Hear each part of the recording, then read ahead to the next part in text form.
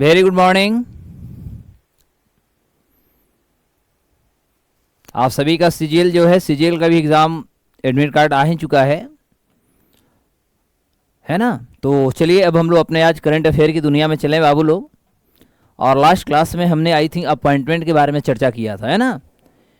तो आज हम लोग कुछ ऐसे टॉपिक ले लेते हैं जिससे एग्ज़ाम में नॉर्मल क्वेश्चन आता ही आता है। तो सबसे पहले हम लोग करंट टॉपिक का एक देखते हूँ, जो कि अभी रमन मैग्सेसे जो अवार्ड है 2025 की घोषणा हो चुकी। उसके बाद हम लोग जो होगा स्पोर्ट्स में आएंगे, खेल में आएंगे। तो पहले हम लोग रमन मैग्सेसे अवार्ड जो है, रमन मैग्सेसे अवार्ड के बारे में जानते हैं। तो रमन मैग्सेसे पुरस्कार आप लिखिएगा, रमन मैग्सेसे पुरस्कार, रमन मैग्सेसे पुरस्कार, और एक कर लेंगे आप 2025। देखिए अभी रमन मैग्सेसे जो पुरस्कार की घोषणा अभी हुआ है, और ये जो अभी घोषणा हुई है इस रमन मैग्सेसे पुरस्कार में आप देखेंगे टोटल यदि देखेंगे ओवरऑल, तो इसमें तीन लोगों की बात हुई है, जिसमें एक जो है हमारे भारत से हैं। और भारत से राजस्थान की एक संस्था आती है जिसका नाम जो है एडुकेट गर्ल्स, यानी बेटियों को शिक्षित करें। तो बेटियों को शिक्षित करने हेतु एक संस्था का सकते एक एनजीओ है, उनको दिया जा रहा है। वहीं अन्य देशों की बात करें तो सहायता जाति जो हैं इनको भी दिया गया है, जो ये आपका मालदीव से आते हैं, और एक आते हैं विलानुआ। तो इस तरह से दुनिया में देखा जाए तो जो मैग्सेसे पुरस्कार जो है 2025 का जो पुरस्कार है, यह पूर्ण रूप से देखा जाए तो 2025 ऐसे कर लीजिए कि 2025 का जो ये पुरस्कार है, यह 2025 का पुरस्कार, यह पुरस्कार मुख्य रूप से 3 लोगों को दिया गया है। किसने? तो 3 लोगों कह सकते हैं, 3 लोगों को दिया गया है। अब ये 3 लोग कौन कौन हैं? तो सबसे पहली बात हम लोग चर्चा करते हैं कि इसमें सबसे पहले हम लोग भारत से लेते हैं। तो भारत की एक संस्था है जिसका नाम है एजुकेट गर्ल, ठीक है, एजुकेट गर्ल। तो ये जो है एक भारत का संस्था है, और इसका काम है कि बेटियों को, लड़कियों को शिक्षित करना, लड़कियों को शिक्षा के प्रति जो है उनको सजग करना, उनको शिक्षा के प्रति आकर्षण की जो भावना होती है उसे जगाना। उसके बाद एक मालदीव से आती है साहिना अली, ठीक है। तो एक मालदीव से हैं, और मालदीव से जो है इनका नाम है साहिना अली, साहिना अली। इनको भी जो है रमन मैग्सेसे पुरस्कार इस साल के मिला है। और तीसरा जो सबसे इम्पोर्टेंट नाम आता है, थोड़ा नाम आपको बड़ा होगा क्योंकि फिलीपींस के हैं, तो एक फिलीपींस, और फिलीपींस के ही नाम पर ये हमारा जो एक कह सकते हैं एशिया का ये हमारा नोबेल पुरस्कार है। और फिलीपींस के जो हैं इनका नाम है फ्लावियानो, नाम थोड़ा टेढ़ा होता है, फ्लावियानो। पूरा नाम इनकी थोड़ा सा बड़ा होगी, लेकिन फिर भी आपको कोशिश करनी हो याद करना। फ्लावियानो एंटोनियो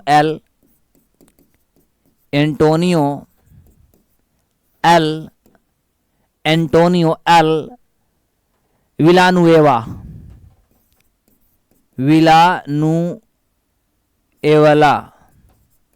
जो है इनको मुख्य रूप से मिला है। तो इस तरह से 2025 का रमन मैग्सेसे जो पुरस्कार है, यह 3 लोगों को मुख्य रूप से हम लोग देखेंगे। भारत का एजुकेट गर्ल जो एक कहेंगे एक संस्था है, ठीक है, भारत वाली जो है यह एक संस्था है। इस पर हम लंबी चर्चा करेंगे क्योंकि एग्जाम में ज़्यादातर क्या होती है कि लोगों के बारे में तो क्वेश्चन पूछता है, क्वेश्चन आपकी संस्था से रिलेटेड जरूर पूछता है। जैसे मान लिया जाए कि हम एजुकेट गर्ल की बात करते हैं, तो यह जो एक एनजीओ है इसके माध्यम से जो लड़कियों को खास तौर पे, चाहे वो मान के हम चलते हैं कि वो गरीब लड़कियां हैं, या कह सकते हैं कि उनके पास संसाधन नहीं है, या कह सकते हैं कि वह किसी भी प्रकार का माता पिता अनाथ बच्चे हैं, तो ऐसे बच्चियों को जो है शिक्षित करने के लिए ये जो संस्था है भारत का एजुकेट गर्ल, अब इसकी क्या प्रेरणाएं हैं, क्या उद्देश्य है, कब स्थापना हुआ, इसके स्थापना यानी संस्थापक कौन है, ये सभी से रिलेटेड आपसे क्वेश्चन पूछे जाते हैं। इसलिए हम लोग इस पे एक लंबी बातें करेंगे, इसके बारे में जानेंगे। अब होता है तो इसका मुख्य रूप से हमने आपको बताया क्या कि जो हमारा एजुकेट गर्ल है, एजुकेट गर्ल का मुख्य रूप से यदि काम देखेंगे तो जो हमारा ग्रामीण और शहरी दोनों लेके चलते हैं, तो ग्रामीण प्लस हम कहेंगे कि जो भी शहरी जो लड़कियां हैं यानी गर्ल्स हैं, इनको यह एकजुट करता है। और एकजुट करने के बाद आप कहेंगे कि बालिकाओं को शैक्षिक रूप से कह सकते हैं, उन्हें शिक्षा में लैंगिक जो होता है, तो शिक्षा में शिक्षा में लैंगिकता या लैंगिक शिक्षा उनको दिलाता है। जो हमारे देश के संविधान है, संविधान के माध्यम से आज भी महिलाओं के प्रति बहुत सारे अन्याय गतिविधियां होती है, इनजस्टिस उनके साथ होता है, तो उनको न्याय दिलाना भी इस संस्था की बहुत बड़ी काम है। उसके बाद ये संगठन सबसे ज़्यादा करती है कि जो हमारे परिवार होते हैं, समुदाय होते हैं, समाज के जो अभिन्न अंग हैं या कह सकते हैं जो एक गरीब अंग है, जो पिछड़ा हुआ समाज है, समुदाय है, उनके बच्चों को मुख्य रूप से बेटियों को जो है ये एजुकेटेड करके समाज के मूल धारा जो होती है, समाज के मूल धारा में लाने का कहीं न कहीं एक काम जो संस्था करता है, और इस संस्था का नाम है एजुकेट गर्ल। और इस माध्यम से हम कहेंगे कि 2025 का जो रमन मैग्सेसे जो पुरस्कार है, ये रमन मैग्सेसे पुरस्कार इनको देने की बात किया गया है, या कह सकते हैं इनके नामों की घोषणा कर दी गई है। ये क्लियर हुआ। अब होता है कि जो इनकी नामों की जो घोषणा हुई है, अब इस माध्यम से थोड़ा हम लोग जानेंगे संस्था जो संस्था है क्या। तो चूंकि आपको मैं बता दूं कि जो संस्था है, इस संस्था के बारे में थोड़ा सा मैं आपको पहले बता दूं, उसके बाद हम लंबी बहस इस पे करेंगे। तो जो आपका रमन मैग्सेसे जो पुरस्कार है, ये रमन मैग्सेसे पुरस्कार की यदि देखा जाए तो इसकी जो स्थापना होती है, इसकी स्थापना पहली बार 1957 में होता है। और फिलीपींस की यदि देखा जाए तो फिलीपींस जो है, ये फिलीपींस के पूर्व आप कहेंगे, वहाँ के पूर्व जो राष्ट्रपति थे, ठीक है, तो वहाँ के पूर्व राष्ट्रपति जो थे, राष्ट्रपति का नाम था रमन मैग्सेसे, उन्हीं के स्मृति में कहेंगे किसको लाई गई है, तो फिलीपींस के पूर्व राष्ट्रपति उनका नाम है रमन मैग्सेसे, ठीक है। तो ये रमन जो मैग्सेसे थे, इनका पूरा नाम, ठीक है, तो रमन हम लोग अपनी भाषा में बोलते, लेकिन वहाँ की भाषा में इनको रेमन मिलेगा। तो रेमन मैग्सेसे जो थे, इनकी स्मृति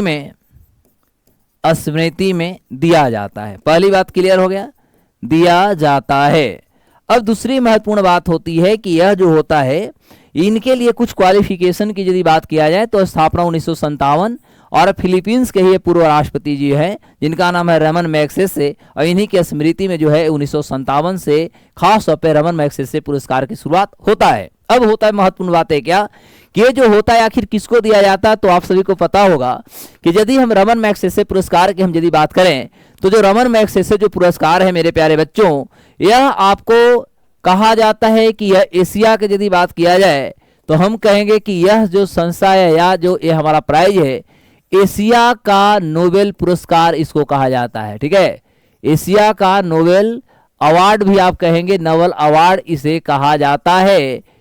और यह जो होता है, इसका यदि हम क्षेत्र की बात करें तो यह जो होता है, यह आपकी अवार्ड जो होती है, क्षेत्र की बात करें तो आपका समाज कल्याण की बात यदि किया जाए, तो यदि कोई व्यक्ति समाज कल्याण की बात करता है, ठीक है, या कह सकते हैं कि सामाजिक दृष्टि से समाज में एक उन्नत जो गतिविधियां होते हैं उनको भी किया जाता है, तो इस तरह से हम कह सकते हैं कि जो प्राइज दिया जाता है यह संगठन को भी दिया जाता है, साथ ही साथ किसी भी व्यक्तियों को भी दिया जाता है। दोनों को इस बात में हमें ध्यान देना होगा कि यह जो प्राइज होता है दोनों को दिया जाता है, चाहे वह व्यक्ति हो या किसी प्रकार का संस्था हो, ये दोनों को यह प्राइज पुरस्कार दिया जाता है, जिसमें समाज सेवा की मान लिया जाए कि भावना है, समाज वो किसी भी प्रकार के बिना किसी द्वेष का, बिना किसी लाभ का, यदि वो समाज के लिए अपने आप को समर्पित होता है तो वैसे व्यक्तियों को यह दिया जाता है।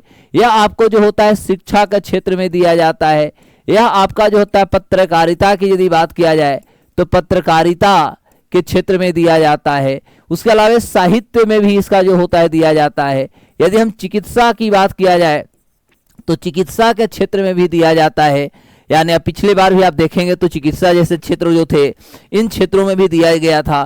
तो ओवरऑल हम कह सकते हैं और अंतिम रूप से हम कह सकते हैं कि जो सार्वजनिक जीवन होता है, तो सार्वजनिक जीवन में जो भी हमारे विभिन्न प्रकार के बदलाव होते हैं, तो यदि आप सार्वजनिक जीवन में किसी भी प्रकार के बदलाव करते हैं और इससे समाज में एक कहेंगे सकारात्मक जो एक एनर्जी आती है, सकारात्मक यदि उसका एक मैसेज आता है, तो ये सभी क्षेत्रों में हम कह सकते हैं कि मुख्य रूप से जो होता है एशिया का सबसे बड़ा अवार्ड जो होता है, जिसे एशिया का नोबेल पुरस्कार कहेंगे, यह रमन मैग्सेसे पुरस्कार 1957 से लगातार दिया जा रहा है। और इस तरह से इस साल 2025 की यदि बात करें तो 2025 में मुख्य रूप से 3 संस्थाओं के नाम की घोषणा होती है, जो कि भारत से एजुकेट गर्ल है, मालदीव से एक शाहिना अली है और फिलीपींस से एक फ्लावियानो एंटोनियो एल विलानुआला है। तो इस तरह से 3 लोगों को जो है 2 व्यक्ति प्लस एक संस्था के नाम नाम आप रख सकते हैं। इस तरह से इस वर्ष 3 लोगों को जो है रमन मैग्सेसे पुरस्कार से सम्मानित करने की बात हो गई है। अब होता है कि इसमें यदि देखा जाए तो ये जो फाउंडेशन की यदि बात करें, इस संस्था की हम यदि फाउंडेशन की बात करें तो इससे रिलेट आपसे क्वेश्चन होगा। तो यह पुरस्कार जो है रमन मैग्सेसे जो आपको फाउंडेशन है, और रमन मैग्सेसे फाउंडेशन आपको मनीला में यानी फिलीपींस में की राजधानी जो आपका मनीला है तो वहीं पर है। तो इसके थोड़ा हम फाउंडेशन की बात करेंगे, फिर हम एक टॉपिक पे आऊंगा। तो ये आपको देने का जो कार्य होता है, यानी एक आपका रेमन मैग्सेसे आपका एक फाउंडेशन है, और यह रमन मैग्सेसे जो फाउंडेशन है ये आपका मनीला में है। ठीक है, मनीला, और मनीला आपका जो है फिलीपींस में है। Is it clear? और इस फिलीपींस इसी के द्वारा, इस संस्था के द्वारा आप कहेंगे कि घोषणा की जाती है। ठीक है, घोषणा प्रत्येक वर्ष जो होता है वो प्रत्येक वर्ष इसकी घोषणा की जाती है कि इस साल का रमन मैग्सेसे जो पुरस्कार होगा किन किन व्यक्तियों को दिया जाएगा। तो आपसे यदि बाय द वे क्वेश्चन पूछता है कि रमन मैग्सेसे पुरस्कार 2025 किसको दिया गया, तो इसमें भारत का आपका नाम रहेगा, क्योंकि फिर हम देखेंगे 2019-20 के बाद जो है भारत को पहली बार फिर इधर मिला है। क्योंकि 2019-20 में आप देखिएगा तो लास्ट रूप से जो मिला था वो आपका एनडीटीवी के जो थे क्या नाम था, बिहार से ही आपको आते हैं, चंपारण के इलाका से। ठीक है, तो इनको मिला था, मैं नाम भुला रहा हूँ थोड़ा सा। ठीक है, तो ओवरऑल यदि देखा जाए तो लास्ट टाइम इन्हीं को दिया गया था। अब होता है कि रमन मैग्सेसे पुरस्कार की यदि बात किया जाए, हाँ रवीश कुमार नाम था, सॉरी, तो 2019 में यदि देखा जाए तो रवीश कुमार जी को दिया गया था और निष्पक्ष पत्रकारिता के लिए दिया गया था। आज भी इनको माना जाता है कि यह जो होता है, लेकिन क्या होता है लॉबिंग कहीं ना कहीं होती है, कोई ना कोई किसी न किसी पॉलिटिकल पार्टी से जुड़े होते, कहीं ना कहीं किन्हीं का कुछ झुकाव होता ही है। लेकिन उस समय माना गया था कि 2019 में जो भारत की तरफ से यदि हम बात करें, तो अभी तक मैं यदि बात करूं तो थोड़ा मैं पहले आपको इसके बारे में डिस्कस कर देता हूं कि इससे रिलेटेड और क्वेश्चन क्या होगा। तो हम कर लेते हैं भारत के रमन मैग्सेसे पुरस्कार प्राप्तकर्ता, यानी भारत की तरफ से अभी कौन कौन रमन मैग्सेसे पुरस्कार को प्राप्त किए हैं। तो पहला अभी हम लोग नाम यहां पर रखते हैं, पहला तो और होगा, ठीक है, लेकिन मैं ईयर बाय ईयर कर देता हूं। बल्कि तो आप 2019 में इससे ठीक पहले या अंतिम रूप से देखेंगे तो आपके रवीश कुमार जी जो थे बिहार से ही आते हैं। तो जो रवीश कुमार हैं, ठीक है, इनको एक कह सकते हैं स्वतंत्र पत्रकारिता, तो स्वतंत्र पत्रकारिता को लेकर के इनको दिया गया था। और आज भी ये पत्रकारिता करते, किसी पार्टी और किसी चैनल से नहीं जुड़े हैं, बल्कि अपना एक चैनल चलाते हैं, यूट्यूब चैनल चलाते हैं। और इस तरह से कह सकते हैं जो स्वतंत्र पत्रकारिता कह सकते हैं, या निष्पक्ष भी आप कह सकते हैं इनके लिए। तो निष्पक्ष जो पत्रकारिता था, इस निष्पक्ष पत्रकारिता के लिए इनको जो है यह पुरस्कार मुख्य रूप से 2019 में दिया गया। अब 2019 के बाद यदि देखा जाए तो इसके पहले तो बहुत सारे भारतीय हुए, लेकिन इधर तत्काल यदि हाल की बात करें, 2025 से पहले की बात करें, तो रवीश कुमार को ही दिया गया। वहीं 2018 में देखिएगा तो ये सोनम वांगचुक के नाम सुना होगा। तो सोनम वांगचुक जो थे उनको पर्यावरण कार्यकर्ता के रूप में कह सकते हैं, संरक्षण जो होती है, पर्यावरण जो संरक्षण होता है, इनको लेकर के दिया गया था। लेकिन सबसे महत्वपूर्ण बात होगा कि अभी तक यदि हम बात करें तो भारत के यदि हम इतिहासों की बात करें तो हम कह सकते हैं कि शुरुआत कहां से होता है, तो 1957 में पुरस्कार की शुरुआत होती है मेरे प्यारे बच्चों। और 1962 में जो था, 1962 में, तो 1962 में जो था मदर टेरेसा, और मदर टेरेसा की यदि बात करें तो भारत में ही बात करेंगे क्योंकि भारत में ही थे। और कहीं ना कहीं जो अनाथ होते थे, या कह सकते हैं जो गरीब जो थे, गरीबों को सेवा के लिए अपने आप को समर्पित कर दी थी। इस तरह से हम कहेंगे कि सामाजिक एक कार्यकर्ता थी। और सामाजिक कार्यकर्ता के रूप में हम कहेंगे कि मदर टेरेसा को 1962 में हम कहेंगे कि इनको मिला था। और यह अपने आप को समर्पित जो थी गरीबों की कल्याण, आप कह सकते हैं गरीबों की मदद व सहायता करने हेतु ये अपनी पूरी जीवन जो थी इन्होंने समर्पित कर दी थी। और इनको लेकर के जो है 1962 में मदर टेरेसा को भारत की तरफ से यदि देखा जाए तो यह अवार्ड दिया गया। उसके बाद हमारे भारत में एक बार और 1965 में एक बिहारी को ही मिला। उस बिहारी का नाम था जयप्रकाश नारायण, सबने जानते होंगे। तो जो जयप्रकाश नारायण जी जो थे, जो वर्तमान में बिहार के जितने भी नेतागण हैं इनके कहीं ना कहीं राजनीतिक गुरु भी रह चुके हैं, और जेपी आंदोलन के बाद ही ये सारे राजनीति में कहीं ना कहीं आए हैं। तो यह जो थे हमारे जयप्रकाश नारायण जी, यह एक राजनेता थे, ठीक है, और राजनेता के रूप में इनको दिया। ज्यादातर इसका आप इतिहास देखिएगा तो ज्यादातर वैसे लोगों को भी रमन मैग्सेसे का इतिहास रहा है जिन्होंने अपने देश की सरकार को सबसे ज्यादा आलोचना किया हो, या सरकार के विरुद्ध कह सकते हैं कि विभिन्न प्रकार के अपने वक्तव्य को जारी किया हो, तो ऐसे लोगों के भी मुख्य रूप से दे दिया जाता है। तो यह जो था सामाजिक एवं राजनयिक जो सुधार होता है, तो सामाजिक एवं राजनयिक सुधार हेतु, सामाजिक एवं राजनयिक या राजनीतिक भी कह सकते हैं, राजनीतिक सुधार के क्षेत्र की यदि बात किया जाए तो इन क्षेत्र में जो थे वह जयप्रकाश नारायण जी जो थे, जेपी जी को, जयप्रकाश नारायण जी को यह अवार्ड जो था वह 1965 यानी 1965 में दिया गया था। Is it clear? तीसरी बात 1967 में भी दिया गया, लेकिन मुख्य रूप से देखा जाए तो ओवरऑल यदि देखा जाए तो सबसे इंपॉर्टेंट रूप में हम लेके चलेंगे वर्तमान देखेंगे। ऐसे 2006 में देखिएगा तो अरविंद केजरीवाल जी को भी दिया गया है, ठीक है।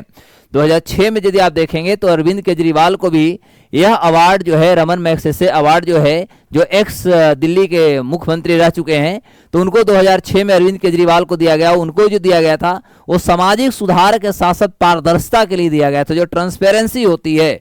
तो कहीं ना कहीं आपको याद ही होगा कि जब अन्ना हजारे का आंदोलन हुए तो उसके बाद अरविंद केजरीवाल जब उसमें आए और लोगों के बीच में उनका कहीं ना कहीं उपस्थिति दर्ज होता है, तो फिर आपने देखा होगा कि किस तरह से अन्ना हजारे जो थे 2013 में, आपको याद होगा कि यूपीए सेकंड चल रहा था उस समय, जो भ्रष्टाचार, बहुत सारे भ्रष्टाचार के जो केसेस बाहर निकल के आ रहे थे, तो उसी दौर में आपने देखा होगा कि इनका भी आगमन होता है और उसके बाद फिर सरकार में भी आ जाते हैं, वहाँ राजनीतिक पार्टियां अपना बना करके चुनाव लड़ करके दिल्ली के सरकार में भी आ जाते हैं।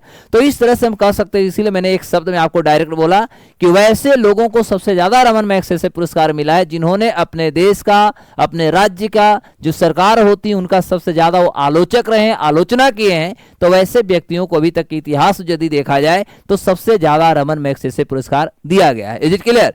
अब होता है कि सर सभी का तो हो गया, अब प्रश्न होता है कि जिनकी हम बात कर रहे हैं उनके बारे में थोड़ा बात हो जाए। तो रमन मैग्सेसे जो पुरस्कार है साहब, इस आधार पर यदि देखा जाए तो इस पुरस्कार में पहली बार हम कह सकते हैं कि जो हमारा नेतृत्व यदि करते हैं, उभरते हुए जो नेतृत्व क्षमता होती है, इसको भी इसमें भी ऐड किया गया। यदि आप देखेंगे 2009 के, तो 2009 में भी इसमें भी संशोधन किए गए। लेकिन ओवरऑल यदि देखा जाए तो संस्था जो है 1957 से 1957 से जो है ये आपको संस्था चल रही है और उस समय से बहुत सारे लोगों को अवार्ड दिया जा चुका है।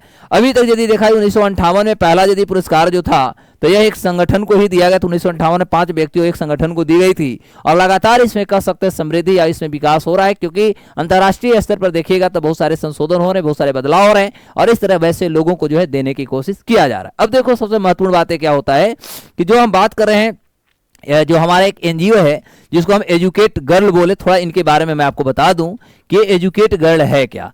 तो देखो जब हम एजुकेट गर्ल की बात करते हैं तो ये एजुकेट जो आपका गर्ल है यह आपका एक एनजीओ है। एनजीओ का मतलब होता है नॉन गवर्नमेंट ऑर्गेनाइजेशन, यानी गैर सरकारी कह सकते हैं एक संगठन है, यानी ये समाज के लिए समर्पित होता है या कोई एक क्षेत्र जो होता है, एक विशेष क्षेत्र के लिए हम कह सकते हैं कि यह कहीं ना कहीं समर्पित संस्था होती है। और इस तरह से इसकी स्थापना जो था एक लंदन ऑफ या लंदन स्कूल ऑफ इकोनॉमिक्स के कह सकते हैं कि एक इकोनॉमिक्स के एक स्नातक और यानी ग्रेजुएट कह सकते हैं, और उनका नाम था साफिना हुसैन। और 2007 में जो है साफिना हुसैन के द्वारा यह संस्था का स्थापना किया गया था। कब? तो इसकी स्थापना की यदि बात किया जाए तो इसकी स्थापना आपका 2007 में हुआ। कहां पर हुआ? तो राजस्थान में हुआ, इतना भी याद रहेगा। तीसरी महत्वपूर्ण बात, इसके संस्थापक कौन है? तो इसके संस्थापक जो हैं वह अभी हमने नाम भी आपको बताया, और इस संस्थापक का नाम है साफिना हुसैन। क्या नाम है साहब? साफिना।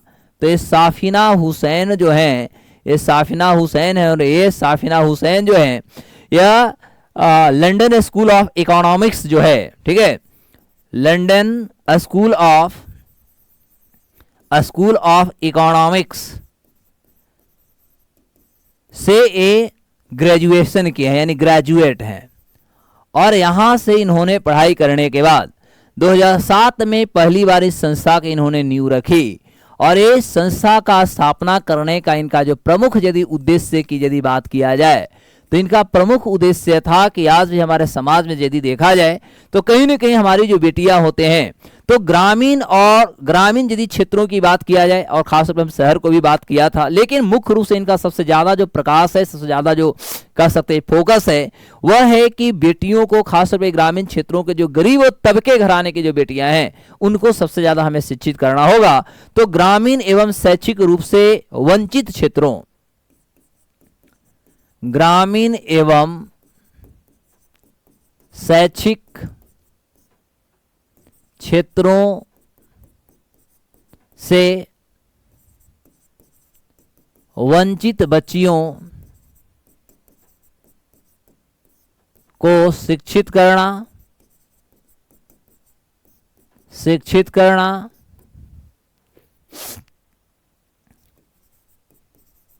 न्याय दिलाना, जागरूक शिक्षा के प्रति करना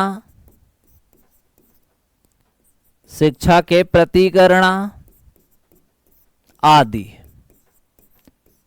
तो आज भी हमारे जो समाज की बेटियां होते हैं, ये माना जाता है कि कहीं नहीं बहुत ज़्यादा जागरूक नहीं है, और उनके साथ अनेक प्रकार के सामुदायिक कह सकते हैं वंचित जो होता है, वंचितता उनको देखने को मिलता है। यही कारण है कि 2007 में इसको साफिना हुसैन जी के द्वारा जो है संस्था की शुरुआत की गई, और अभी तक यदि देखा जाए तो लगभग इनका रिपोर्ट आता है कि लगभग 30,000, ध्यान देंगे, यदि हम इस संस्था को 2007 से अभी तक के रिपोर्टों को दर्ज करें तो अभी तक ये रिपोर्ट निकल करके आता है कि 30,000 से अधिक गांवों में इन्होंने 20 लाख से अधिक, 30,000 से अधिक गांवों में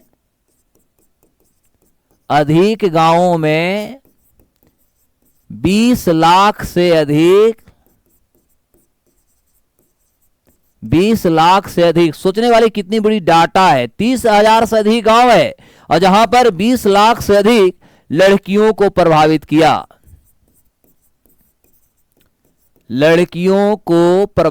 किया, यानी इनका यह एक जो कैंपेन है, या जो कह सकते हैं एक जो आंदोलन है, इस आंदोलन से कहीं न कहीं जो लड़कियां हैं, बेटियां हैं, वह अपने आप को अनुकूल महसूस कर रहे हैं, इससे जुड़ रहे हैं। इसी प्रकार हम कहेंगे कि पहली बार संस्था जब 2007 में जन्म लेती है या स्थापित होती है, उसके बाद 2015 में देखिएगा तो विश्व का पहला जो डेवलपमेंट जो इम्पैक्ट था, वो डेवलपमेंट इम्पैक्ट ब्रांड जो था इन्होंने लॉन्च किया था, और इसमें लगभग 90% अधिक जो था लोगों को, कहीं न कहीं वैसे लोगों को इसमें लाया गया था जो कहीं न कहीं कह सकते हैं कि अनेक प्रकार से डिप्राइव्ड थे, या कह सकते हैं वंचित थे। और इसमें लगभग इस डेटा में निकल कर आता है, जो इस संस्था के जो रिपोर्ट आई है, इस रिपोर्ट में ये भी कहा जाता है कि लगभग हम प्रगति के इनके कार्यक्रमों को देखें तो 15 साल से 29 साल कि जो युवा महिलाओं हैं उनको एक कहीं न कहीं बहुत ज्यादा हम कह सकते हैं जो ओपन स्कूलिंग जो होता है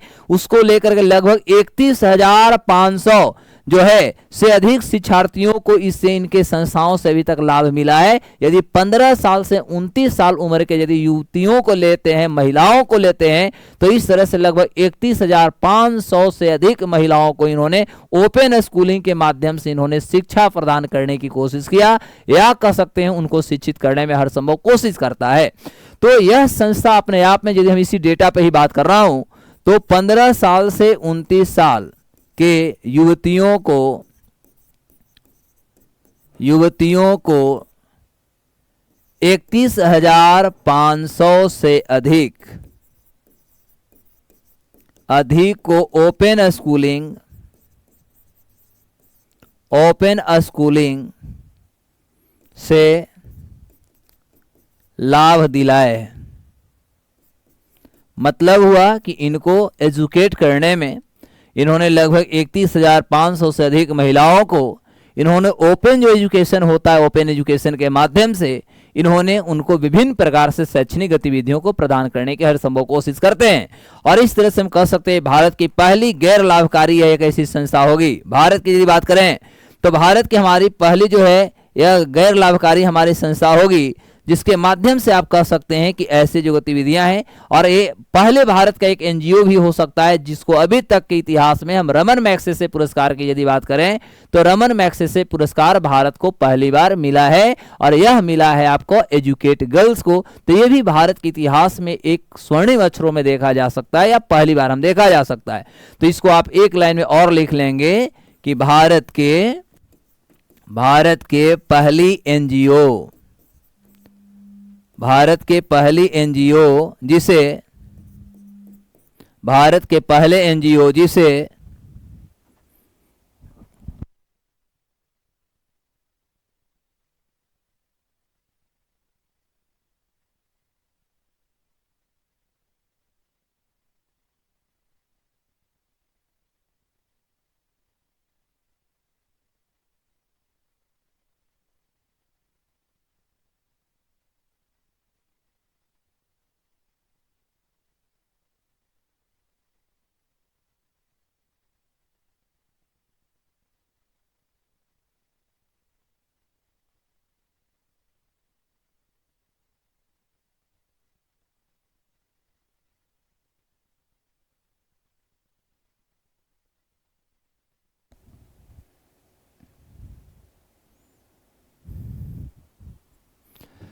तो भारत के हम कह सकते हैं कि भारत के पहली एनजीओ हैं जिसे रमन मैग्सेसे अवार्ड दिया गया है, मैग्सेसे अवार्ड दिया गया है। यह आपके लिए एक बहुत इंपॉर्टेंट रहेगा, तो ये चीज़ों को आपको पूरी अच्छे से जो होगा याद कर लेनी होगी। ठीक है, तो यहां तक सबको क्लियर हो गया मेरे प्यारे बच्चों? एवरीवन गॉट इट और नॉट? बोलो भैया हाँ या ना, दो ही हमें प्रश्न आपसे हम पूछेंगे। क्या आपको ये पूरी तरह से समझ में आ गया? यस या नो, दो जवाब दीजिएगा। यदि क्लियर हो गए तो अब हम लोग डायरेक्ट खेल की ओर आते हैं, या कुछ पर्सनालिटी पे भी बात हम करेंगे। 1 घंटा में बहुत ज़्यादा तो हम लोग करंट को नहीं खींच सकते, लेकिन फिर भी हम लोग मेन टॉपिक को जरूर देखेंगे। तो अब हम लोग खेल अब टॉपिक लेते हैं, यानी हमारा जो स्पोर्ट्स होगा, इस स्पोर्ट्स यानी खेल कूद जो होगा, खेल कूद का टॉपिक कुछ ले लेते हैं। इसमें सबसे पहला हम लोग देखते हैं आईपीएल। ठीक है, आईपीएल 2025 अभी हमारी खेली गई है। आईपीएल 2025 जो खेला गया इससे रिलेटेड आपसे बहुत सारे क्वेश्चन आएंगे। तो आईपीएल इंडियन जो हमारा प्रीमियर जो लीग होता है, ठीक है, प्रीमियर जो लीग होगा, पहली बात होगा कि प्रीमियर लीग जो 2025 हुई है, इसका आयोजन जो था, इसका आयोजन कब से कब तक चला, इसका आयोजन कहां चला या किस स्टेडियम में चला, और इसके आयोजक कौन थे, ध्यान देना, और इसके आयोजक कौन थे। इस तरह से पहला तो आपसे एग्जाम में 3 क्वेश्चन जो होगा, 3 क्वेश्चन आपसे पूछेंगे ही पूछेंगे। तो यदि आपसे पूछता है कि इंडियन प्रीमियर जो हमारा लीग था, आईपीएल जो थी, ये कब से कब चला, तो यह आपका ओवरऑल यदि देखेंगे तो यह आपका 22 मार्च से 3 जून तक चला। कब तक? 22 मार्च से लेकर के आपका 3 जून 2025 तक जो है, यह आपका आईपीएल का जो मैच था, यह आईपीएल का मैच 22 मार्च से लेकर के आपका 3 जून 2025 तक ये आपका मैच चला है। और भारतीय क्रिकेट कंट्रोल बोर्ड जो होता है, बीसीसीआई, यानी भारतीय क्रिकेट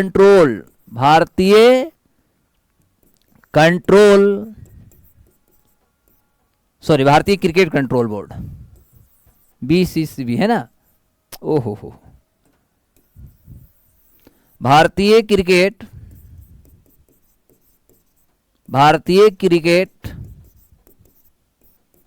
कंट्रोल बोर्ड के द्वारा इसका आयोजन किया गया। और ये जो आयोजित की गई, ये आपसे पूछेगा कि कहां खेला गया, है ना। तो ये जो खेली गई, ये फाइनल हमारी जो मैच थी, तो इससे 2-3 बार ऐसे ही क्वेश्चन आपसे पूछे जाते हैं कि आखिर कहां पर खेला गया था। तो इसका अंतिम हम बात करेंगे, सीधे हम फाइनल की बात करेंगे। ठीक है, तो इसका जो फाइनल जो मैच था, ये आपका नरेंद्र मोदी स्टेडियम, जो विश्व का सबसे बड़ा स्टेडियम है, तो ये आपका नरेंद्र मोदी जो आपका स्टेडियम है, यह स्टेडियम जो है मेरे प्यारे बच्चों, यह आपका अहमदाबाद में है यानी गुजरात में है और यहीं पर इसका आयोजन किया गया। अब प्रश्न यहां पर सबसे पहली बार आपसे यह होती है कि ये जो हुआ था एक कैवां संस्करण था, तो यह जो खेल का जो संस्करण की बात करें, एडिशन की बात करें, तो यह आपका 18वां संस्करण थी। और चौथा इससे संबंधित आपसे क्वेश्चन बार बार पूछा जाता है कि इसका प्रायोजक कौन था।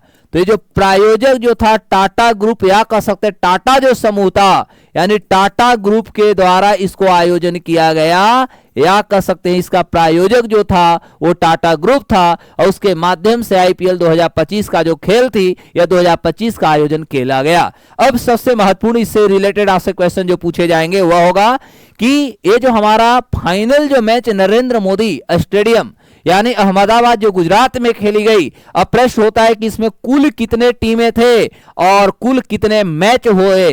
तो इस फाइनल में यदि देखा जाए तो इसमें हम कुल यदि बात करते हैं कि कुल इसमें जो टीम जो थे, ये कुल टीम की संख्या इसमें आई थिंक 10 था और इसमें कुल जो आपका मैच खेले गए, तो टोटल इसमें मैच ओवरऑल यदि देखिएगा तो आई थिंक 74 जो था इसमें मैच खेली गई। तो मुझे लगता है this all are the statical portion, और ये सभी आपका स्टैटिकल पोर्शन जो होगी आराम से याद हो गया होगा। Is it clear?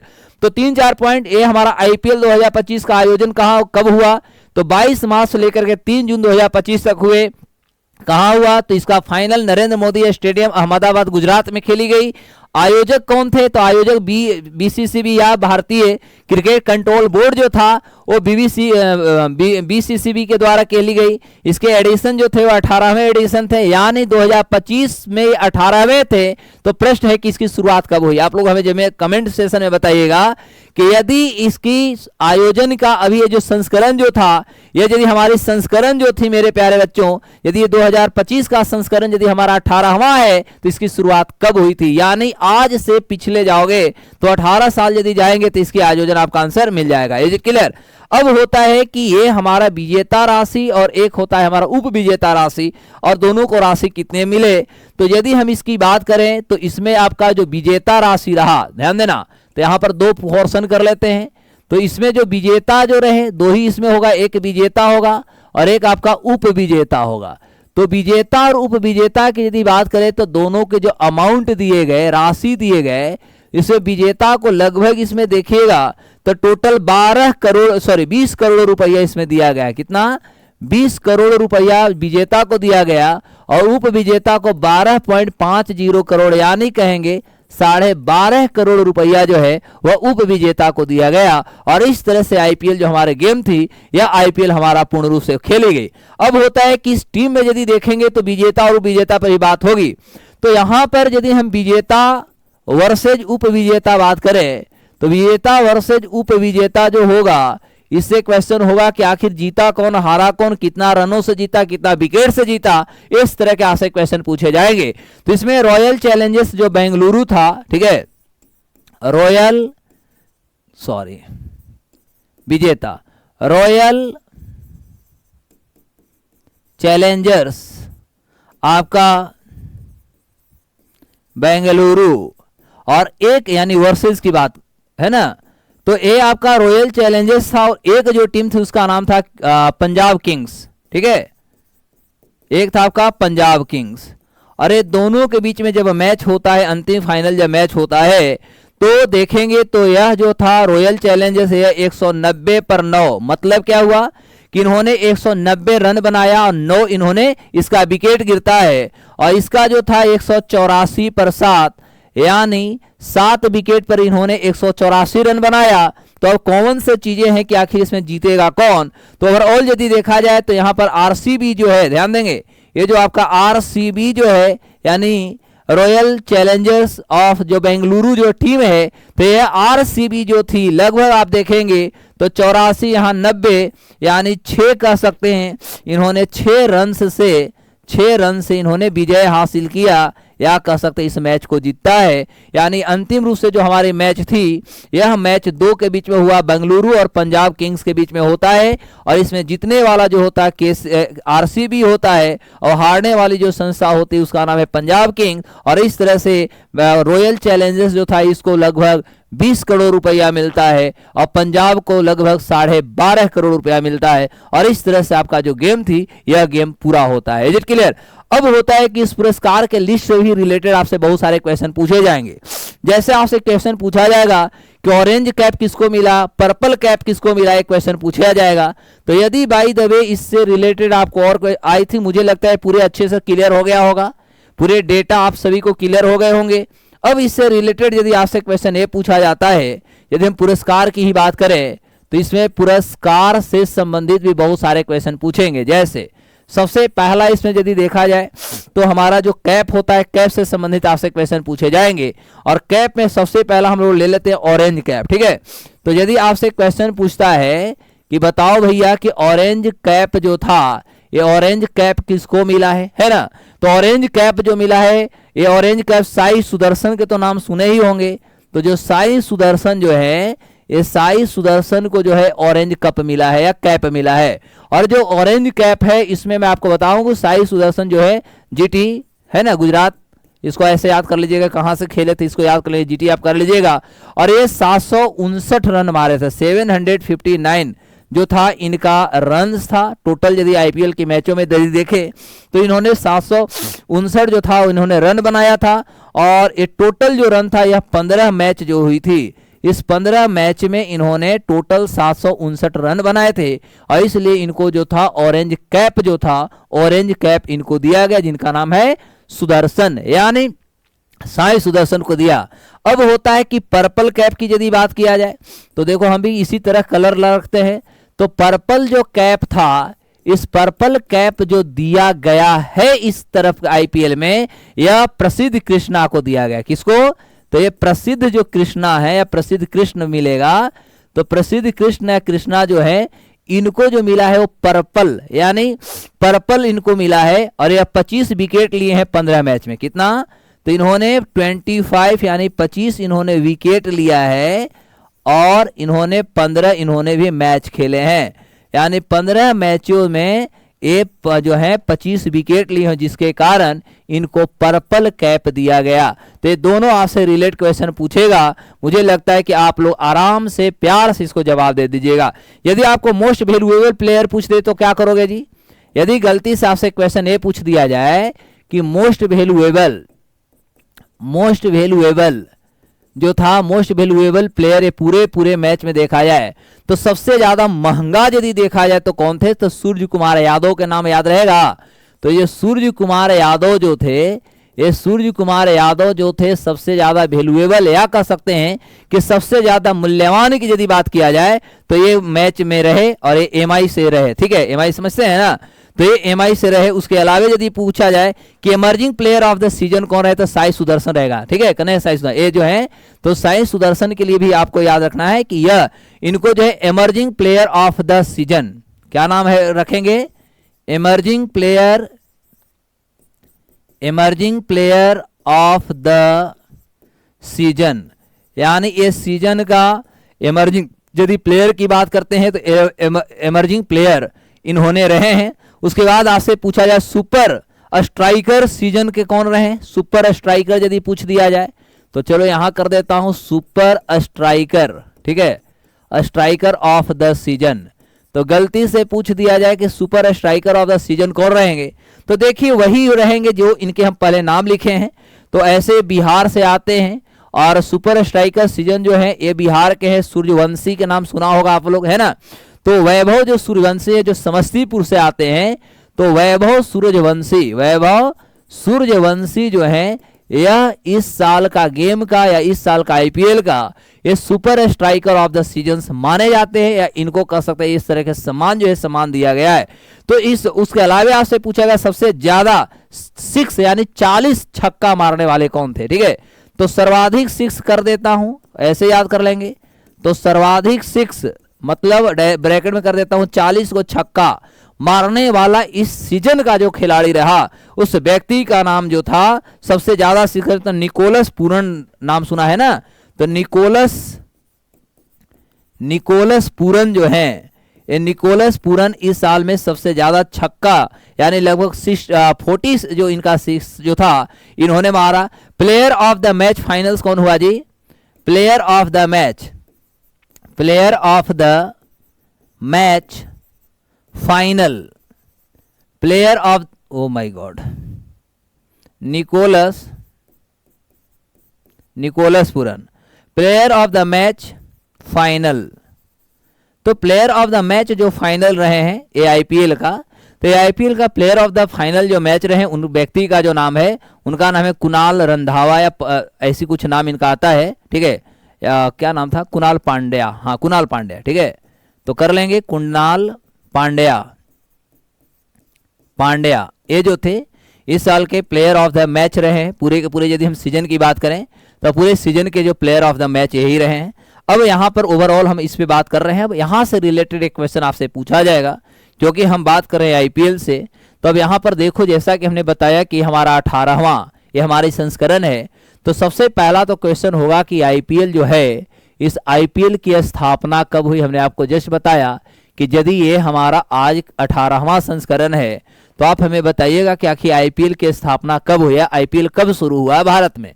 तो आईपीएल की जो शुरुआत होती है सबसे पहले देखिएगा तो 2008 से, ठीक है, 2008 से जो है इसकी शुरुआत होती है। यानी 2008 में पहली बार हम कहेंगे कि हमारे देश में आईपीएल जो था, इंडियन प्रीमियर जो लीग था, इस खेल को खेली गई थी। और वहीं यदि हम बीसीसीआई की बात करते हैं, ठीक है, बीसीसीआई की बात करते हैं, तो इससे भी रिलेटेड आपसे क्वेश्चन पूछा जा सकता है कि जो हमारा बीसीसीआई की स्थापना कब हुई थी, ठीक है, क्योंकि ये भी एक आयोजन करने वाली जब संस्था है, इसके माध्यम से इतने बड़े बड़े यदि हम गेम का आयोजन कर लेते हैं, तो भी आपसे पूछा जा सकता है कि बीसीसीआई की स्थापना कब हुआ। तो बीसीसीआई की स्थापना बाबू याद रखें 1928 में, 1928 में, 1928 में ही इसकी स्थापना कर दी गई थी। वहीं आईपीएल की यदि स्थापना देखा जाए तो आईपीएल की स्थापना 2008 में किया गया। बड़ा प्यार से याद होगा, यहाँ पर 2008 है, यहाँ 1928 है।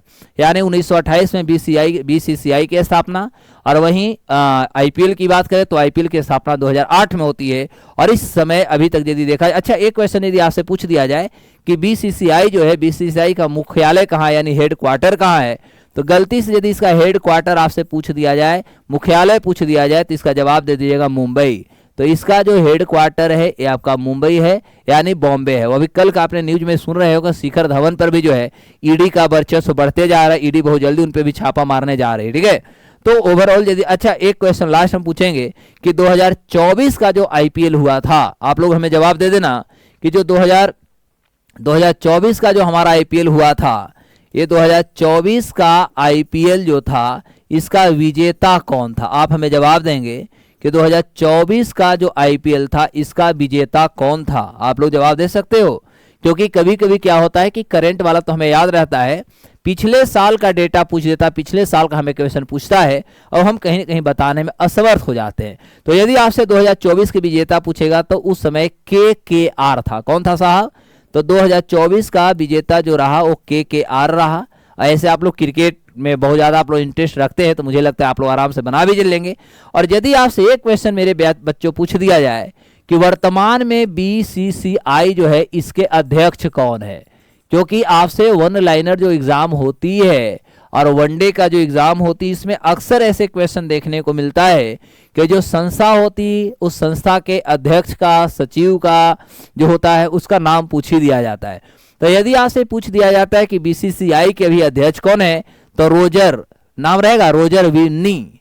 तो इसके अभी जो अध्यक्ष है वो है रोजर विन्नी। तो रोजर विन्नी जो है, रोजर विन्नी अभी बीसीसीआई का यदि देखा जाए तो बीसीसीआई के कौन है, अध्यक्ष हैं, ठीक है। और यदि सचिव पूछ दिया जाए तो देवजीत जो है, देवजीत सैकिया, ठीक है। इसके सचिव कौन है, सचिव कौन है साहब, अभी जस्ट हमने बताया। तो सचिव का जो नाम है देवजीत सैकिया, देवजीत सैकिया, देवजीत सैकिया। तो देवजीत सैकिया जो है अभी बीसीसीआई के जो है ये सचिव है। तो मुझे लगता है कि बहुत प्यार से आप इसको, ये सारे क्वेश्चंस को कर लेंगे। तो जब भी आपसे इस तरह से यदि क्वेश्चन पूछेगा तो बहुत आराम से मारेंगे। तो नॉर्मल जो होगा ये आपका बीसीसीआई से इस तरह से क्वेश्चन दागे ही जाएंगे, और आपको ये सारे चीज़ों को याद रखना ही होगा, क्योंकि ये सारे क्वेश्चन आपसे पूछेंगे तो पूछेंगे। इसमें आप किसी प्रकार के न और हाँ नहीं कर सकते। Is it clear? अगला हम लोग क्वेश्चन जो देखेंगे वो हम लोग देखेंगे आईसीसी ट्रॉफी, यानी जो चैंपियन हुआ है वो आईसीसी ट्रॉफी के बारे में हम लोग चर्चा करेंगे कि आईसीसी ट्रॉफी से भी संबंधित आपसे क्वेश्चन पूछा जाएगा। कभी कभी महिला जो होता है, महिला क्रिकेट से यानी विमेन क्रिकेट टीम से भी क्वेश्चन आ जाती है, तो इस तरह से बहुत सारे आपसे क्वेश्चन पूछे जाते हैं। तो मुझे लगता है कि आप आराम से इसको याद कीजिएगा। तो अब आगे हम लोग चलते हैं, चैंपियन ट्रॉफी जो होता है और थोड़ा चैंपियन ट्रॉफी पे हम लोग बात कर लेते हैं। Is it clear? यहाँ तक सब क्लियर हो गया? तो आगे चलिए चैंपियन ट्रॉफी पे बात करते हैं। तो अगला हमारा जो होगा वो चैंपियन ट्रॉफी होगा, ठीक है। और ये भी चैंपियन ट्रॉफी जो हम लोग करेंगे, यह भी चैंपियन ट्रॉफी हम लोग 2025 वाला करेंगे, ठीक है। तो फिर यहाँ पर क्वेश्चन सबसे पहला हमारा होगा कि ये आयोजक जो थे या आयोजन इसका जो हुआ, आयोजन कब से कब हुआ, पहला क्वेश्चन। एक जगह पहले मैं इस क्वेश्चन को ही जवाब कर देता हूँ। तो पहला फिर क्वेश्चन होगा कि जो हमारा चैंपियन ट्रॉफी जो कह सकते हैं कि जो भी हुआ था और ये आईसीसी के जो अंतर्गत हुई, तो इसका आयोजन से पहला क्वेश्चन होगा कि आयोजन कब हुआ। दूसरा, इसके प्रशासक कौन थे, ये भी क्वेश्चन पूछेगा, यानी प्रशासक का मतलब इसको पूरा का पूरा जो एडमिनिस्ट्रेशन हो रहा था वह एडमिनिस्ट्रेशन कौन कर रहा था। और तीसरा होगा कि एक कैवा हमारा संस्करण था, संस्करण यानी ये आपकी एडिशन कैमी थी। और एक और इससे रिलेटेड क्वेश्चन देखने को अक्सर मिलता है कि इसका मेजबानी कौन किया, ठीक है। मेजबान जो टीम होते हैं या मेजबान जो देश होते हैं, इससे रिलेट आपसे क्वेश्चन पूछे जाते हैं। तो देखो हमारा जो चैंपियन ट्रॉफी, जो आईसीसी जो चैंपियन ट्रॉफी हुए, ये आईसीसी चैंपियन ट्रॉफी जो था ये आपका 19 फरवरी से लेकर के 9 मार्च तक चला था। कब? ये 19 फरवरी से लेकर के आपका 9 मार्च लगभग 2025 के बीच में जो था, यह आपका मैच जो होती है ये चलती है। Is it clear? तो 19 फरवरी से लेकर के 9 मार्च के बीच में हमारा आईसीसी जो हमारा ट्रॉफी, चैंपियन ट्रॉफी जो थी, ये आईसीसी चैंपियन ट्रॉफी हमारा चलता है। और यह अंतर्राष्ट्रीय क्रिकेट परिषद जो होती है यानी आईसीसी अंतर्राष्ट्रीय इंटरनेशनल क्रिकेट क्लब के द्वारा जो होता है इसका आयोजन किया जाता है। तीसरी महत्वपूर्ण बात होता है कि यह भी अभी तक की बात किया जाए तो अभी तक के खेल में हमारा 9वां संस्करण था, इसकी जो मेजबानी किया, यह मेजबानी इस साल का जो किया था वो पाकिस्तान किया था। क्लियर हुआ? इसमें भी आपने देखा होगा कि भारत ने इसमें भी बात किया था कि यदि यह मैच पाकिस्तान में होता है तो हम नहीं खेलेंगे, हम उसका बाइकआउट करेंगे। सिंपल सी बात है, क्योंकि यदि बाय द वे मान के आप चलो कि यदि पाकिस्तान में मैच होता और भारत गया होता तो मायने सी बात है पाकिस्तान की जो अर्थव्यवस्था एकदम डूबा हुआ है, उनकी अर्थव्यवस्था एक बहुत बड़ी कह सकते कहीं ना कहीं उछाल ले लेता और जिंदा हो जाता। तो भारत कभी नहीं चाहेगा अब कि हम अपने दुश्मनों की इकोनॉमी को बहुत ज्यादा बूस्टअप करें। तो यह हमारे लिए एक बहुत ज्यादा पॉजिटिव भी था और हम सामने वाले को आर्थिक रूप से कमजोर भी करना चाहते। यही कारण था कि भारत ने कहा कि पाकिस्तान में होगा तो हम नहीं खेलेंगे। सिंपल सी बात है। इसलिए यदि फाइनल में हम आते हैं तो किसी भी हालत में पाकिस्तान में हम गेम नहीं खेलेंगे और उसके कारण फिर इसको बाहर खिलाना पड़ा।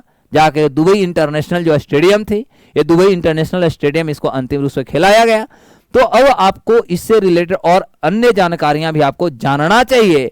तो जैसे आपका होगा कि इसमें टोटल आपका जो था, ये टोटल आपका इसमें कितने टीम्स पार्टिसिपेट किए, तो जो इसमें टोटल जो टीम्स थे इनकी संख्या टोटल 8 था, यानी 8 टीम जो थे इसमें पार्टिसिपेट किए। और इसका जो टोटल मैच जो इसमें खेली गई, ये टोटल मैच मेरे प्यारे बच्चों इसमें याद रखिएगा कि 15 जो था इसमें टोटल मैच को खेला गया। अब सबसे इंपॉर्टेंट आपकी चीजें होगी कि ये कहां पर खेली गई या फाइनल की यदि बात किया जाए तो फाइनल जो मैच खेली गई, जैसा कि अभी हमने बात में भी बता दिया कि इसका अंतिम जो फाइनल मैच खेली गई वह दुबई इंटरनेशनल जो स्टेडियम था, ये दुबई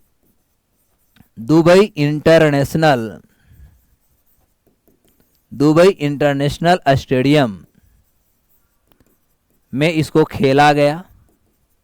ठीक है, क्योंकि भारत आगे ही कह दिया था कि फाइनल में हम भैया पाकिस्तान में चाहे कुछ भी हो जाए हम पाकिस्तान में खेलने के लिए नहीं आएंगे।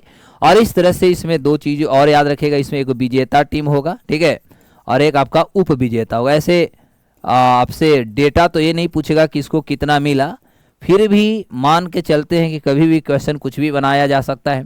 पूछना है उसको, किसी तरह बच्चों को छांटना है तो क्यों ना हम पहले से तैयारी कर लें। तो यहाँ पर 19.5 करोड़ 19.5 करोड़ रुपया जो था ये जो जीता उनको दी गई, और जो हारा उनको मिला 9.72 करोड़। Is it clear?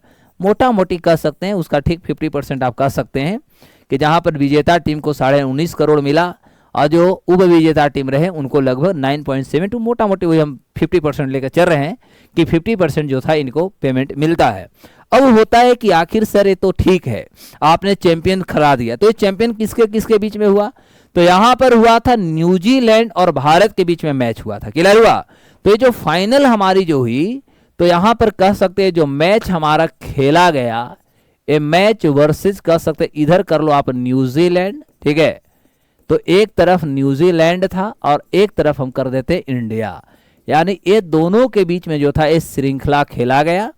और इसमें भारत, आप सभी को पता ही होगा कि भारत जो है आईसीसी चैंपियन इस साल ट्रॉफी जीता भी है। तो New Zealand 251 run 251 out on 7 wicket, यानी 7 विकेट पर न्यूजीलैंड जो था वो 251 रन मारा, और भारत जो था भारत 254 रन आपका 6 विकेट पर मारा। यानी इससे भी आपको क्लियर हो गया होगा कि जहां पर भारत ने 6 विकेट और रन की यदि बात करें तो 254 रन, और वहीं यदि न्यूजीलैंड की बात करें तो उसका 7 विकेट और रन की बात करें तो 251 रन। और इस तरह से हम कहेंगे कि भारत जो था वो कितना विकेट से जीता तो 6 और यहाँ पर 7, ठीक है।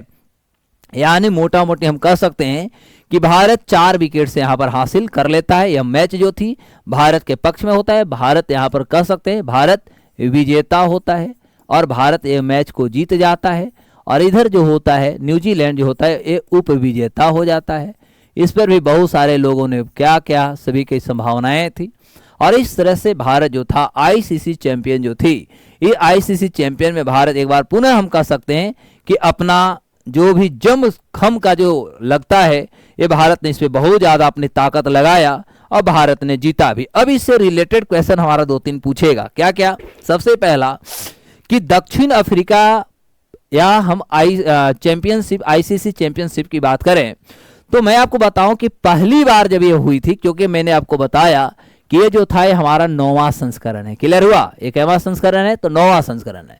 तो हम कह सकते हैं यदि आपसे ये पूछ दिया जाए कि दक्षिण अफ्रीका पहली बार, यानी हम यहाँ पर थोड़ा कर देते हैं इंपोर्टेंट, ठीक है, इंपोर्टेंट कर देते हैं, IMP मतलब होता है इंपोर्टेंट। इससे रिलेटेड आपसे बहुत सारे क्वेश्चन पूछेंगे। तो हम कह सकते हैं दक्षिण अफ्रीका पहली बार, फिर भारत पे बात करेंगे, दक्षिण अफ्रीका फर्स्ट टाइम का मतलब आप समझ जाएंगे कि पहली बार। तो दक्षिण अफ्रीका पहली बार जो मैच था, इस मैच का यदि देखा जाए तो 1998 में 1998 में इन्होंने अपने कब्जे में कह सकते हैं या अपने तरफ ये आकर्षण को लाता है। वहीं यदि हम न्यूजीलैंड की बात करते हैं तो यदि हम न्यूजीलैंड की बात करें तो न्यूजीलैंड के कब्जे में यह मैच जो था पहली बार 2000 जो ईस्वी थी, इस 2000 ईस्वी में जो था यह मैच न्यूजीलैंड के हाथों में चलता है या न्यूजीलैंड जो था इसको जीतता है। वहीं श्रीलंका और भारत जो था संयुक्त रूप से भी जीता है, ठीक है। तो हम कह सकते हैं भारत प्लस कह सकते हैं श्रीलंका संयुक्त रूप से भारत और श्रीलंका जो है यह आईसीसी का जो चैंपियनशिप रहा है, यह आईसीसी के चैंपियनशिप दोनों संयुक्त रूप से 2002 में जो था भारत और श्रीलंका संयुक्त रूप से आईसीसी चैंपियनशिप को जीते हैं। तीसरी महत्वपूर्ण बात इससे रिलेटेड आपसे हो जाएगी कि यदि वेस्ट इंडीज की बात किया जाए तो वेस्ट इंडीज जो है एक बार 4 में, और पाकिस्तान की बात किया जाए तो पाकिस्तान 2017 में इसको जीता है। तो 2 क्वेश्चन और करेंगे फिर हम आगे की बात करेंगे। तो इसमें वेस्ट इंडीज जो है और इधर कर देते हैं पाकिस्तान। तो पाकिस्तान जो था उन्होंने ये आईसीसी ट्रॉफी को 2017 में जीता है। वहीं यदि हम बात करते हैं वेस्ट इंडीज का तो वेस्ट इंडीज जो था इस मैच को 2004 में जो था इन्होंने अपने कब्जे में, या कह सकते हैं कि इन्होंने इस खेल को जीत जाता है। तीसरी बात होती है कि ऑस्ट्रेलिया जो है, ऑस्ट्रेलिया 2 बार, याद रखिएगा, ऑस्ट्रेलिया का इतिहास 2006 में भी आता है और ऑस्ट्रेलिया 2009 में भी, ये दोनों बार जो था ऑस्ट्रेलिया इसका चैंपियन होता है। तो यहाँ कर लो ऑस्ट्रेलिया। और ऑस्ट्रेलिया को बहुत याद करने की अच्छे तरीका है 2006 और 6 के बदल दो तो हो जाएगा 2009। यानी 2006 और 2009 का यदि विजेता रहा या कह सकते हैं कि चैंपियन रहा तो वह ऑस्ट्रेलिया था। और भारत की यदि बात किया जाए तो भारत तो 2025 में जीता ही जीता, इससे पहले भारत जो है 2002 में भी जीता है और 2013 में भी जीता है। तो हम बात करेंगे भारत को ऊपर ही कर देता हूं, इसलिए भारत हमारा जो चैंपियन रहा, ध्यान देना। तो हम इंडिया को हम चैंपियन जो करेंगे इस मैच में, तो भारत हमारा चैंपियन 3 बार एक तरह से आप कह सकते हैं, क्योंकि अभी तो हम तत्काल की यदि बात करें तो भारत तत्काल 2025 का चैंपियन रहा ही रहा। यानी इससे पहले 2002 और 2013, 2002 फिर 2013 और अभी 2025, ये 3 बार, यानी भारत 3 बार अभी तक के इतिहासों में, आईसीसी चैंपियनशिप के इतिहासों में देखा जाए तो अभी तक भारत जो है 3 बार आईसीसी के चैंपियनशिप रहा है, 2002, 2013 के साथ 2015, और इस तरह से पाकिस्तान एक बार रहा है 2017 में जो है वो पाकिस्तान भी इसका जो हो रहा वह उन्होंने एक चैंपियनशिप को प्राप्त कर लिया है। तो मुझे लगता है कि पूरी की पूरी डेटा यदि आप अच्छे से याद कर लेंगे, एक बार फ्रिक्वेंटली यदि आप रिव्यू कर लें तो मुझे लगता है कि आपका बहुत अच्छा एग्जाम चला जाएगा, वो आपका क्वेश्चन छूटने वाला अब नहीं है। Is it clear? अब होता है कि जो हमारा आईसीसी जो चैंपियनशिप हुए हैं तो आईसीसी चैंपियनशिप से भी रिलेटेड आपसे भी क्वेश्चन पूछे जाएंगे। जैसे मान के हम चलते हैं कि यदि इसमें आपसे पूछ दिया जाए कि प्लेयर ऑफ द मैच कौन रहा, हो सकता है ना पूरे के पूरे जो आपने मैच खेला इस मैच में आपसे क्वेश्चन ये पूछ दिया जाए कि प्लेयर ऑफ द मैच कौन रहा, प्लेयर ऑफ द सीरीज कौन बने, तो इस तरह से क्वेश्चन पूछा जाएगा। या अन्य श्रेणियों की यदि बात किया जाए तो आपसे पूछ दिया जाएगा सर्वाधिक कैच किसने पकड़ा, इज इट क्लियर, सर्वाधिक रन किसने बनाया। तो इस तरह से रिलेटेड आपसे क्वेश्चन पूछे ही जाते हैं। तो बाय द वे ये सब क्योंकि सारे स्टैटिक क्वेश्चन है और स्टैटिक क्वेश्चन जो होता है वो एकदम टू द पॉइंट आपको याद करना होगा, नहीं तो कभी भी दिमाग से निकलेगा तो ऑप्शन में आपको कंफ्यूज करेगा। तो सारे के सारे स्टैटिक आपका क्वेश्चन है। तो थोड़ा सा इससे रिलेटेड अब हम लोग इस पुरस्कार के लिस्ट के बारे में चर्चा कर लेते हैं। तो चैंपियनशिप ट्रॉफी फिर एक बार हम लोग आगे की बात करेंगे। आईसीसी कर देता हूं, ICC championship trophy, champion trophy, और इससे रिलेट अब हम लोग कुछ डेटा पर बात करेंगे, ठीक है।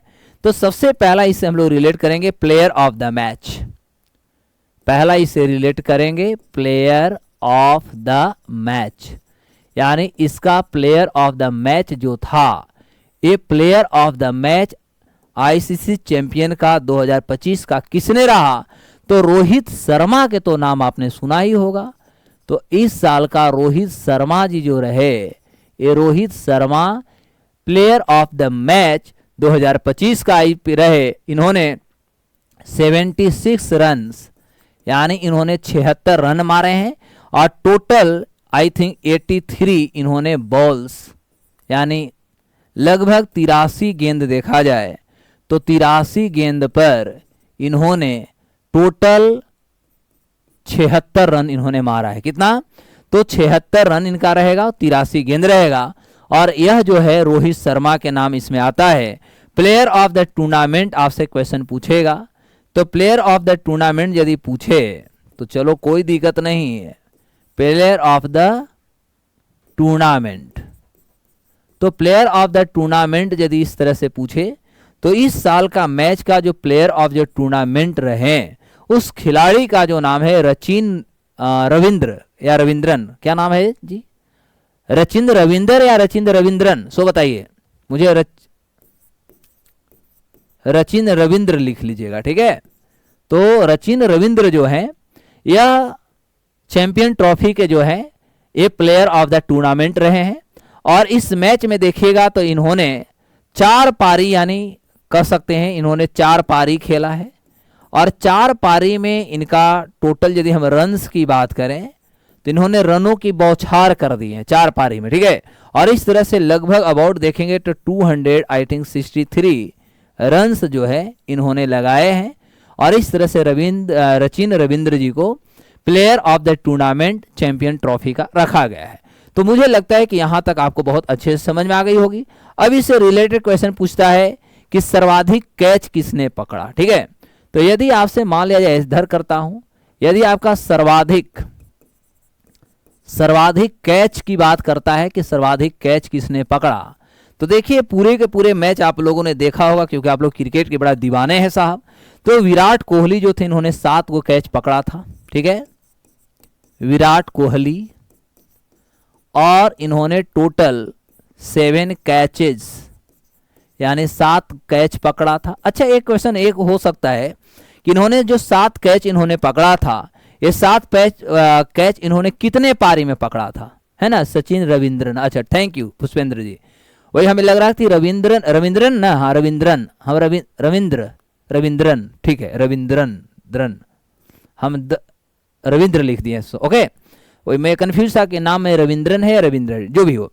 अब पूछा जाएगा आपसे कि ये जो थे विराट कोहली जी, इन्होंने कितने पारी में 7 कैच पकड़े, तो इनका 5 पारी था, ठीक है, यानी 5 पारी में इन्होंने टोटल 7 कैच इन्होंने पकड़ा। तो इससे रिलेट ये भी आपसे क्वेश्चन होगा। अब तीसरी महत्वपूर्ण बात देखिए, क्वेश्चन कैसे पूछेगा। तीसरी महत्वपूर्ण बात आपसे क्वेश्चन अन्य जानकारियां में लेगा कि सर्वाधिक रन किसने बनाया, तो देखो सर्वाधिक रन तो सामने दिख रहा है, तो इस तरह से हम रविंद्रन के बारे में कह सकते हैं, या हम कह सकते हैं सर्वाधिक रन, यानी सर्वाधिक रन बनाने वाले भी कौन हो गए, तो सचिन रविंद्र हो जाएंगे, या रविंद्रन जो भी हैं, क्योंकि अच्छा एक क्वेश्चन यदि ये पूछ दिया जाए, रुको क्वेश्चन थोड़ा घुमाते हैं, यदि क्वेश्चन ये पूछ दिया जाए सर्वाधिक रन पे ऐसे आते हैं। पहला तो सर्वाधिक रन से आपका रिलेटेड होगा। अब जैसे होगा कि इसका हमने मान लिया जाए कि नाम हमने रख दिया रचिन रविंद्रन, ठीक है, रचिन रविंद्र। अब क्वेश्चन होगा कि रचिन रविंद्रन जो थे एक कौन सी टीम से खेल रहे थे, किस टीम के खिलाड़ी थे, या किस टीम की तरफ से खेल रहे थे, है ना, तो न्यूजीलैंड थे ना, याद होगा आप लोग का क्रिकेट में। तो एनजे कर देता हूं न्यूजीलैंड, और इनका 263 इनका रन था। Is it clear. तो इस तरह से हम कहेंगे कि सर्वाधिक रन मारने वाले जो रहे वो रचिन रविंद्रन जी रहे, ठीक है। यदि आपसे क्वेश्चन ये पूछ दिया जाता है कि सर्वाधिक विकेट कौन लिया, यह भी क्वेश्चन होगा कि बताओ भैया कि सर्वाधिक विकेट किसने लिया, आप लोग बताइए क्रिकेट, क्योंकि आप लोग से अच्छे टीचर क्रिकेट नहीं देख रहे होंगे। मैं तो मानता हूं कि मैं उतना क्रिकेट नहीं देखता हूं, पढ़ाने के लिए ही पढ़ता हूं। तो अब यहां पर है कि सर्वाधिक विकेट किसने लिया भैया, तो ये लिया था मैट हेनरी, का नाम सुना है, मैट हेनरी। तो मैट हेनरी जो थे, ये मैट हेनरी ने सर्वाधिक विकेट लिए। वेरी गुड, न्यूजीलैंड, हाँ जी वेरी गुड। तो मैट हेनरी जो थे ये भी न्यूजीलैंड से थे, इनको भी हम न्यूजीलैंड ही रखेंगे एनजे, ठीक है। और इन्होंने सबसे ज्यादा विकेट लिए हैं। क्या बता सकते हैं कितना विकेट इन्होंने लिया था, तो इन्होंने 4 पारी में इन्होंने 10 विकेट लिए हैं साहब।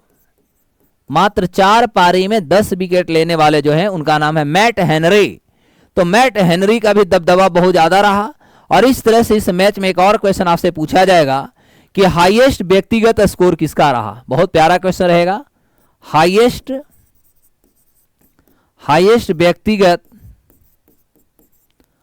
व्यक्तिगत स्कोर किस व्यक्ति का रहा या किस खिलाड़ी का रहा, आप लोग जवाब दीजिए। हाईएस्ट रन किसने रखा, इब्राहिम जादरान, याद है इब्राहिम जादरान, इब्राहिम जादरान,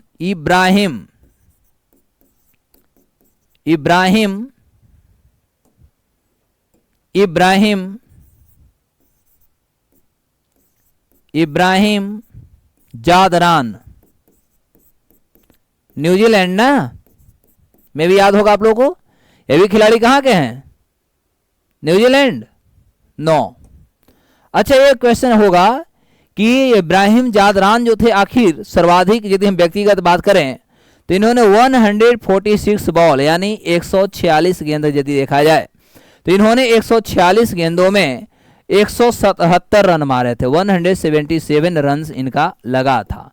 और इस तरह से हाईएस्ट यदि देखा जाए तो व्यक्तिगत स्कोर जो रहा, ये व्यक्तिगत स्कोर इनका रहा। बहुत अच्छी बात है, आप लोग क्रिकेट अच्छे खेलते हैं। अब क्वेश्चन हमारा बहुत प्यारा सा क्वेश्चन होगा मेरे प्यारे बच्चों। इससे रिलेट मैं क्वेश्चन करूंगा कि जब हम आईसीसी की बात करेंगे तो सबसे पहले आईसीसी का गठन कब हुआ, क्वेश्चन पूछ दिया जाए, क्योंकि क्रिकेट तो खेलते हैं, इस संस्था से संबंधित क्वेश्चन पूछ दिया जाए तो क्या करोगे। तो 15 जून 1909 को स्थापना हुआ था। कब गठन, 15 जून 1909 1909 को जो था वह आईसीसी जैसी संस्था का जो था गठन किया गया था। अब आपको बता दूं इसका हेड क्वार्टर जो है आपका दुबई में है। ठीक है, कहां पर है?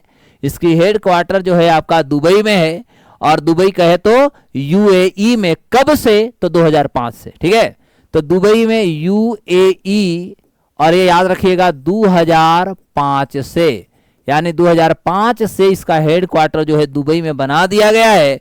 और इसके अध्यक्ष अभी जो है भारतीय हैं, जिनका नाम है जय शाह। ठीक है, तो इसके अध्यक्ष कौन है? भारतीय अमित शाह के बेटा, जिसका नाम है जय शाह। तो जय शाह जो है यह आपका आईसीसी के अभी वर्तमान में जो है वो अध्यक्ष हैं। तो इससे रिलेटेड आपसे बहुत सारे क्वेश्चन दागे जाएंगे, और मुझे लगता है कि बहुत प्यार से सारे प्रश्नों का आप जवाब दे दीजिएगा। तो यह जो था आईसीसी चैंपियन जो ट्रॉफी थी, ये आईसीसी चैंपियन ट्रॉफी से रिलेटेड आपको सारे क्वेश्चंस करा दिए गए हैं। समय 1 घंटा हम लोग को कैसे बीत जाता है पता नहीं चलती है। तो मुझे लगता है पुष्पेंद्र कुमार सिंह जी, हमें लगता है कि बहुत आराम से आपको ये पूरा फिगर याद हो जाएगा, है ना। जो आपके एग्जाम में क्वेश्चन जैसे पूछती है, मैं ठीक उसी प्रकार आपको पढ़ाया हूं, जिससे कि आपको बहुत प्यार से बहुत आराम से आपको ये टॉपिक याद हो जाएंगे। कोई दिक्कत? तो मुझे लगता है कि आज हम लोग सेशन को यहाँ पर रखेंगे। अब हम लोग पॉलिटी के मजा लेंगे। ठीक है, अब पॉलिटी में आज हम लोग को बढ़िया टॉपिक है, पॉलिटी हम लोग को खत्म होने वाला भी है, तो उस पर भी हम लोग बात करेंगे। तो इसको आराम से कर लिया जाए, किन्हीं को कोई दिक्कत? ये सही है ना, एकदम टू द पॉइंट, ज्यादा डेप्थ नहीं, जो आपके एग्जाम में आती है, एग्जाम के पॉइंट ऑफ व्यू से आपको बता दिया जा रहा है। इतना तो कर सकते हैं भाई। चलिए, all the best, thank you. फिर मिलते हैं इसी चैनल पर।